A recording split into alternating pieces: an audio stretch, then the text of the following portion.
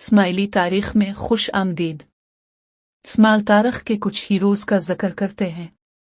قاضی نعمان ایک مشہور فاطمی دور کے مورخ، فقیہ اور عالم تھے۔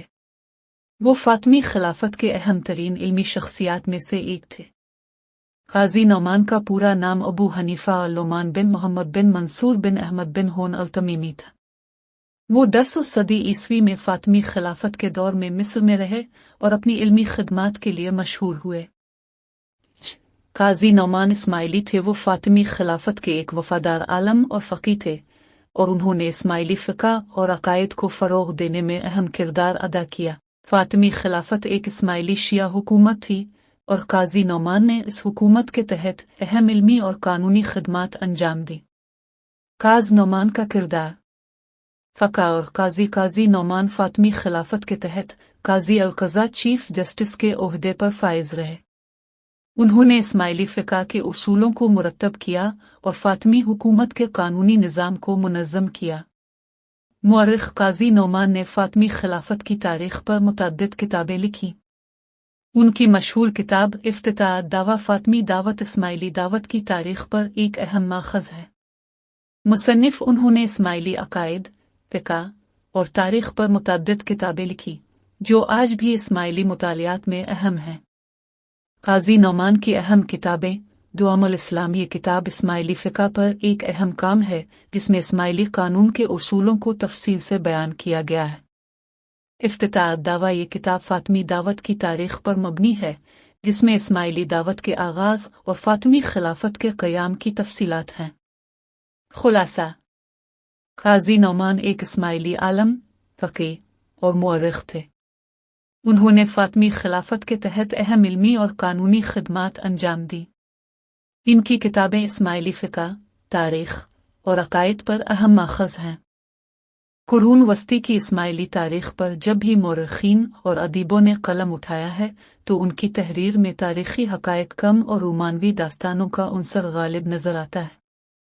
آج کے جدید دور میں جبکہ یورپی مستشرقین نے قرون وسطی کے فاطمی اور پھر نظری اسماعیلیوں پر لاتعداد تحقیقات کی ہیں اور افسانوی داستانوں کے برعکس اصل حقائق کو سامنے لانے میں کامیاب ہوئے ہیں، مگر پاکستان جیسے معاشروں میں آج بھی افسانوی داستانوں ہی کو لے کر اسماعیلی تاریخی شخصیات اور واقعات کے افسانوی ورژن پر یقین رکھنے پر ہی اکتفا کرتے ہیں۔ سیاسی حالات موافق نہ ہونے کی وجہ سے اسماعیلی عموماً روپوش رہنے کو ترجیح دیتے تھے۔ 10ویں اور 13 صدی کے بیچ مصر، شام اور ایران کے جن علاقوں میں اسماعیلیوں کی حکومتیں رہیں، وہاں وہ ثانی اکثریتی علاقوں کے بیچ اقلیتی آبادی تھے۔ انا مخالف سیاسی اور مذہبی گروہوں کی جانب سے ہر وقت اپنی بقا کا ڈر رہتا تھا، اس لیے وہ محتاط اور خاموش رہنے کو ترجیح دیتے تھے۔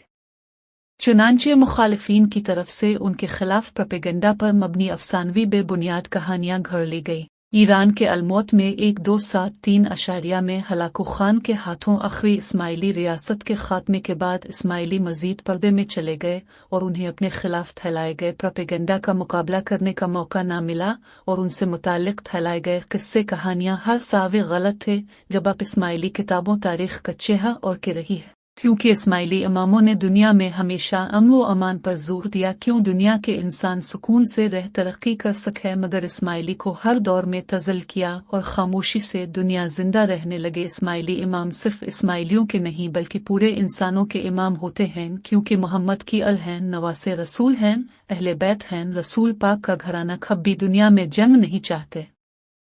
دور جدید میں دہشت گردوں کے خودکش حملوں کے تانے بانے ایران میں قلعہ الموت میں نظری اسماعیلی ریاست کی بنیاد رکھنے والے حسن صبا سے جوڑے جاتے ہیں۔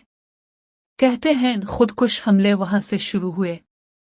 کچھ تاریخی فکشن نگاروں بالخصوص مولانا عبدالحلیم شرر نے اپنے مشہور اردو ناول فردوس برین کا مرکزی موضوع اسی قلعہ الموت کو بنایا ہے۔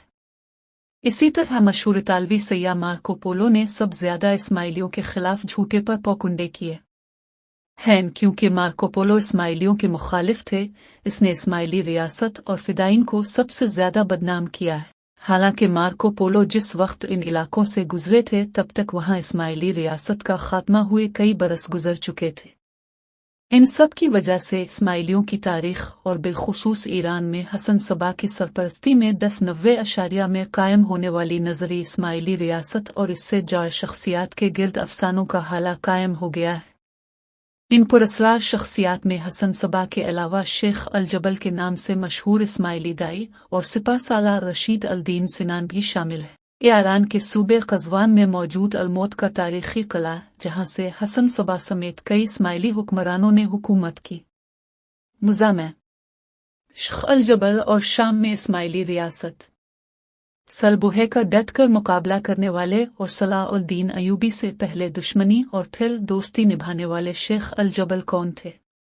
Sheikh अल-जबल old man of mountain की इस्तिलाह सलीबी वकाए निगारों ने शाम के नामवर नजरी दाई और सिपह सालार रशीद अल-दीन सिनान के लिए इस्तेमाल किया है, क्योंकि सलीबी जब यरूशलेम को फ़तह करने के बाद इर्द गिर्द के इलाकों पर भी अपने पंजे गाड़ने लगे तो सलाह-उल-दीन अयूबी के अलावा शामी सरजमीन पर इस्माइली सिपह सालार रशीद अल-दीन सिनान के साथ उनकी मुठभेड़ होती रही। सलीबी और सलाह-उल-दीन अयूबी सख्त खिलाफ थे, क्योंकि पहले सलाह-उल-दीन ने फातिमी खिलाफत को ख़त्म किया क्योंकि सलाह-उल-दीन एक सुन्नी मुसलमान था। इस्माइली फातिमी खिलाफत का आर्मी चीफ बनाया था। बाद में सलाह-उल-दीन अयूबी ही इसी सल्तनत पर कब्जा कर लिया था। रिश्द-उद-दीन का पूरा नाम सिनान बिन सलमान बिन मोहम्मद अब्दुल हसन अल-बसरी था, जिन्होंने बसरा के करीब एक शिया असनाअशरी घराने में आँख खोली। सिनान का बचपन बसरा में गुजरा, जहां उन्होंने इब्तिदाई तालीम हासिल की और तदरीस के पेशे से मुंसलिक हो गए। बाद में इस्माइली अक़ीदे में दाखिल होने के बाद मज़ीद तालीम के लिए ईरान के इस्माइली क़ला और इल्मी मरकज़ अलमौत चले गए। अपने अलमौत में क़याम के दौरान उन्होंने इस्माइली मज़हब के उसूल, फ़िक़्ह, फ़लसफ़ा और अख़वान अल-सुफ़ा, जिसके बारे में ख्याल किया जाता है इसके मौलफ़ैन इस्माइली थे, का मुताला किया और मुस्तक़बिल के इस्माइली इमाम हसन इमाम सानी के इंतहाई करीबी मुरीदों में शुमार होने लगे। यही से सलीबी वकाए निगारों ने सिनान को ओल्ड मैन ऑफ माउंटेन यानी शेख अल-जबल का नाम दिया और उनसे मुताल्लिक़ मुख्तलिफ़ किस्म की अफ़सानवी दास्तानें मंसूब की गई। खुसूसन अपने जानिसार फ़िदाइन को हशीश पिलाकर उनके ज़रिए मुखालिफिन के कत्ल की मुबालगा आमेज़ दास्तानें उन्हीं सलीबी वकाए निगारों की तख्लीक़ात हैं।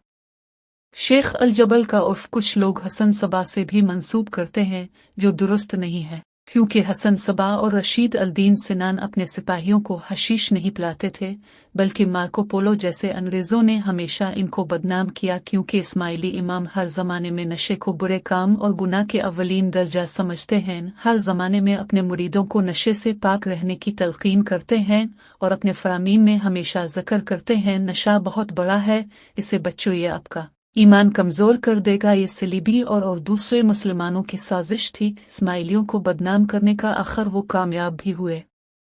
रिश्द अल-दीन सिनान और हसन सबा के फ़िदाई इतने ईमान के पक्के थे, अपने इमाम के हुक्म पर और दाइयों के हुक्म पर जान कुर्बान करते थे, क्योंकि इस्माइली हमेशा सरकारी ज़ोर पर जंग करते हैं, गैर सरकारी तौर पर जंग को अहमियत नहीं देते हैं। हालिया कुछ सालों में पाकिस्तान आर्मी के हरावुल दस्ते के रूप NLI रेजिमेंट के तौर पर सामने आ गई। इसमें 70% इस्माइली जवान थे, जिन्होंने अपने मुल्क पाकिस्तान के बहुत कुर्बानियां दी। बहुत से जवान शहीद और बहुत गाजी हो गए। हवालदार लालक जान शहीद भी इस्माइली थे। इससे आप इस्माइलियों की जुर्रत और बहादुरी का अंदाज़ा लगा सकते। शिया सुन्नी फसादात में अपने दूसरे मुसलमानों की जानें बचाने में अहम किरदार अदा, बेशुमार जाने गिनवाई, प्लेट कर वार करना तो दूर की बात उफ तक ना किया, क्योंकि इस्माइली बड़े पढ़े लिखे होते हैं और दुश्मनों के इरादों से खूब वाकिफ हैं। इसलिए इमाम का फरमान है, अब जिस मुल्क में रहते इसके लिए अपनी जान कुर्बान करे, तरक्की में अहम किरदार अदा करे, दूसरे मुसलमान भाइयों से खैगड़ा फसाद ना करें, अमन का बोल भाला करें। इसी तरह इस्माइली हर दौर में ऐसे ही रही हैं।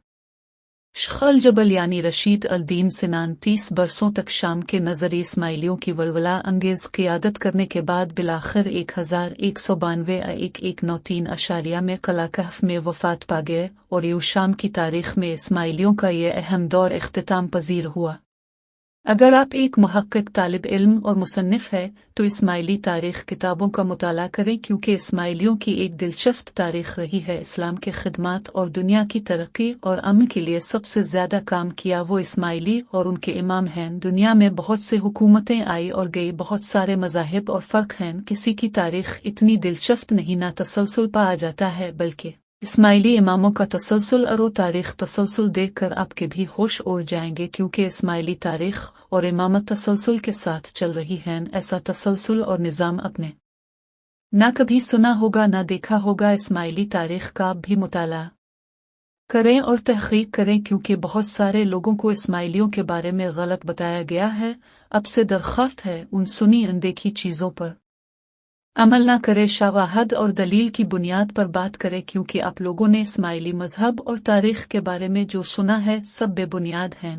ہمارے چینل سے آپ کو اسماعیلی تاریخ کی حقائق سے آگاہ کرتے رہے گے۔ ویڈیو لائک کریں، شیئر کریں، سبسکرائب کریں، بیل الف کا نون پریس کریں، نئی ویڈیو آپ کو موصول ہو۔ اپنا سوال ضرور کریں۔ شکریہ۔ 1 منٹ